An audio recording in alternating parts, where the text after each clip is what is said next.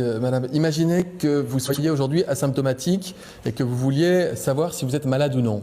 Ça veut dire qu'on va vous prélever, avec un écouvillonnage dans le nez, on va vous prélever pour voir si vous êtes porteur du virus.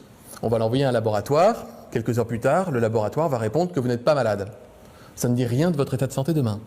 Si vous êtes asymptomatique, si vous n'avez pas été cas contact rapproché d'une personne malade, on peut vous le faire tous les jours. 60 millions de tests.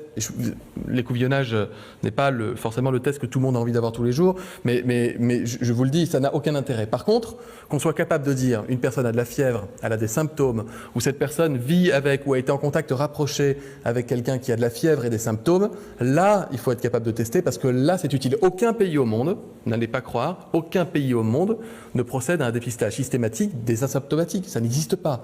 Si vous regardez les écarts, vous avez cité l'Allemagne. L'Allemagne était, aux dernières nouvelles, plutôt aux alentours de 55 000 à 60 000 tests jour. Donc, elle est très très loin du dépistage des asymptomatiques. Il faut bien que vous compreniez quelque chose. Au stade 1, quand le virus n'était pas vraiment encore rentré, ou lorsqu'il a commencé à circuler, nous dépistions toutes les personnes symptomatiques et toutes les personnes contacts. Je vous rappelle, Contamine Montjoie, 140 personnes dépistées sur une après-midi pour 4 cas. Bien. Ensuite, quand on a été en gestion épidémique, on est passé à un diagnostic clinique. Le médecin disait, il a les symptômes, il a été contact, on va le considérer comme malade jusqu'à preuve du contraire, isolement, confinement, etc. Dès lors, il n'était pas indispensable d'aller tester tout le monde par PCR, puisqu'on partait du principe que la personne était malade.